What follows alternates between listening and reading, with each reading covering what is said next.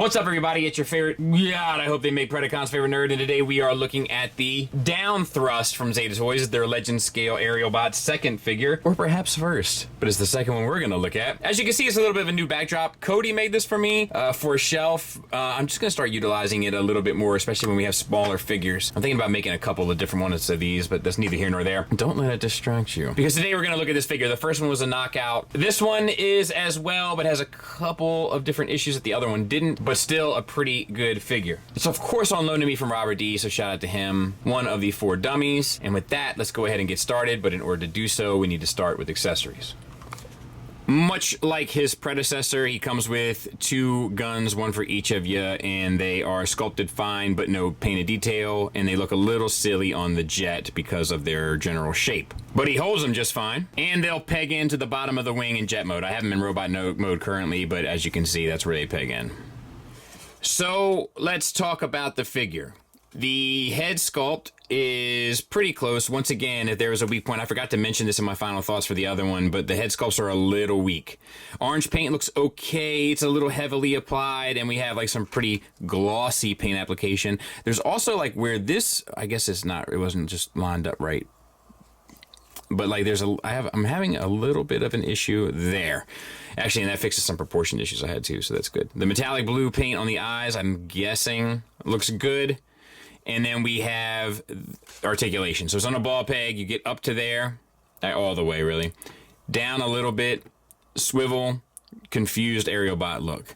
Shoulders are basically universals, or work like them anyway. You get out to the side 90 degrees, and you get the swivel 360. There's a bicep swivel. You have a single hinged elbow. Gets you a little shy of 90 degrees with the silver paint added to the forearm. That does look great. The wrists, once again, are just hinging in and out. We do have these gaps here. That doesn't bother me, but I can see how it may bother you. We have red paint on the chest. Looks fantastic. Red paint on the pelvis. Looks fantastic. We have a waist swivel. I'm going to back out a little bit. Once again, sculpted detail in paint. We have T-jointed ball joints for hips that get... Oh, no, I'm sorry. They're universals, and they get you the full Van Damme. It gets you pretty much the full Monty, with the backpack being the only thing that gets in your way. Thigh swivel. Let's see if this one stays on any better. It does. Single hinged knee that once again is a little limiting. And then we have the lower legs. We have the silver that's painted on here. This, like, it's beautiful.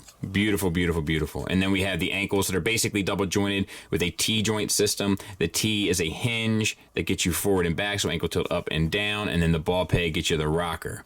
So no issues there either. Pretty solid little unit, once again. And there he is from the back. And of course, you can collapse these wings or have them out to the sides. Kind of your call. Size comparison wise, there he is with our usual suspects. Iron Factory Old School Blaster and Stunnicon's Legends figure. And there he is with New Scale Iron Factory Tarn. So right on target as we would suspect after having looked at the other. Alright, so let's get him transformed. Tuck the hands into the forearms. Collapse the forearms into the shoulders. And then tuck them up underneath the waist. And I think you want it like that.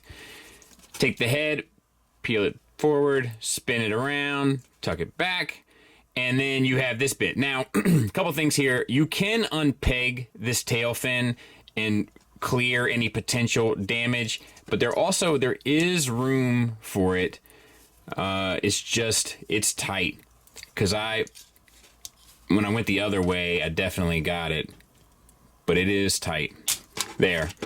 So you can do it, but this also comes out, so you can utilize that as well.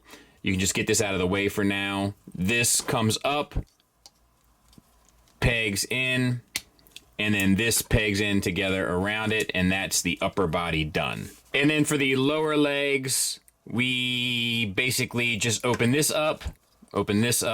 You can unfurl the wings and unbreak my heart.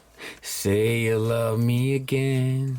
And collapse the thigh, or the thighs into the calves.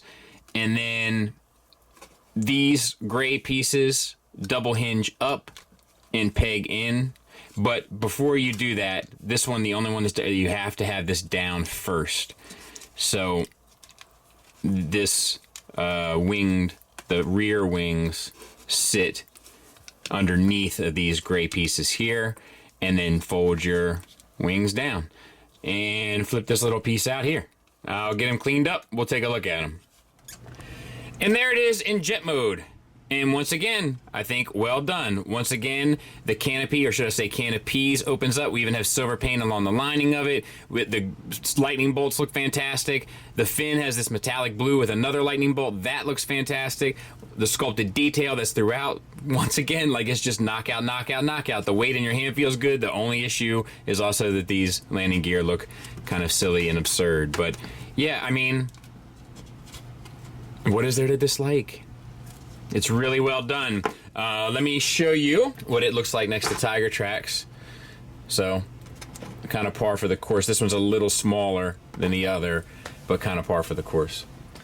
Final thoughts wise, let's start with the negatives. They are as follows. For one, that orange paint is really slopped on there. Now, orange can be a tricky color to work with, so I kind of get it, but still, the criticism stands. This mold definitely seems like it was made to fit into the previous character. Stuff like the tail fin on the jet kind of getting a little bit in the way. The armatures being a little bit more challenging to work with makes this guy feel just a bit less than the previous. And what I mean by that is a smidgen, a minor slice below. The knee articulation still a bit of a hindrance, and honestly, I think that's about all I got.